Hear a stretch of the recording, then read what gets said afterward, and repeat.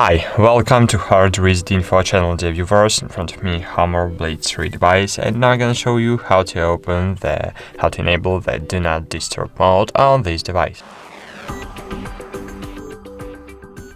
Firstly, open the control panel and find here Do Not Disturb mode. If you don't see here DND mode, so just click on the edit button, find Do Not Disturb mode on the down part of your screen, press and hold on it and move it on the upper part of the control panel, and you will see here your Do Not Disturb mode.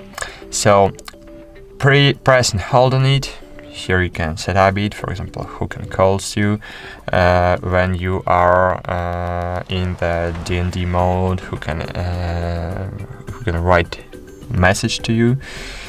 You can set up the exceptions and then just turn it off.